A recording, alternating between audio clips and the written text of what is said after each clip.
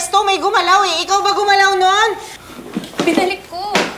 Eh, di ba sinabi ko na, yung mga gamit dito sa bahay, hindi dapat yung ginagalaw. Dapat binabalik yun sa pwesto. Kasi yun yung nakasanayan ko, Joanne naman. Dapat nandun lang yung kung saan ko yun iniwan, kung saan ko nilagay.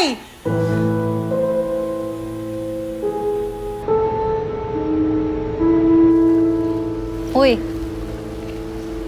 Kanina ka pa nakatulala dyan. Hindi mo pa ginagalaw yung pagkain mo. May problema ba?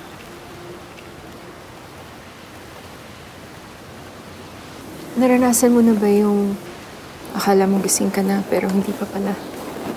Yung biglang hindi ka na makakilos o makasalita? Sleep paralysis ba? Alam mo yan yung nabasa ko sa internet. Yan yung feeling na gising ka na pero sa totoo, tulog ka pa pala. Tapos marami ka nakikita. May nagpapakita ba sa'yo? Paano mo nalaman? Sa'yo din ba? Oo. Minsan, multo. Minsan, demonyo. Minsan nga mukha ng nanay ko eh. Ano ka ba? Ang seryoso mo naman. Hindi totoo yung mga nakikita mo. Alam mo, dun sa nabasa ko sa internet, kaya nangyayari sa'yo yan kasi deprived ka sa tulog. Stress ka, kaya ka nag-hallucinate. Ano ba kasi mga iniisip mo? Mga bagay-bagay lang. Pangarap. Katulad ng...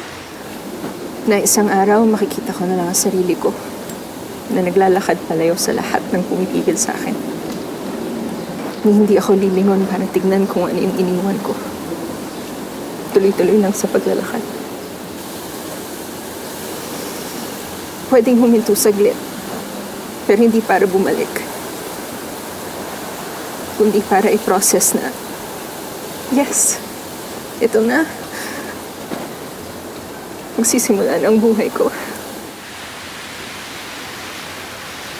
Sana matupad mo nga yung mga pangarap mo.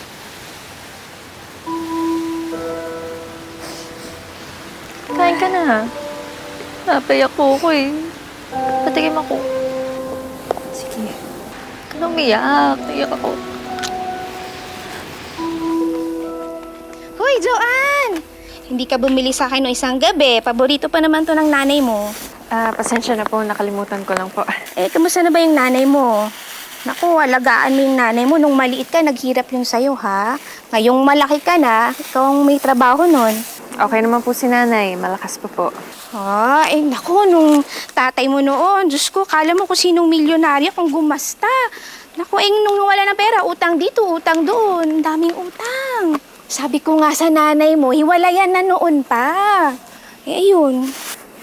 Okay. Sige po, mauna na po ako. Oo, sige, mag-ingat ka, ha? Kamusta mo ko sa nanay mo, ha? Ingat!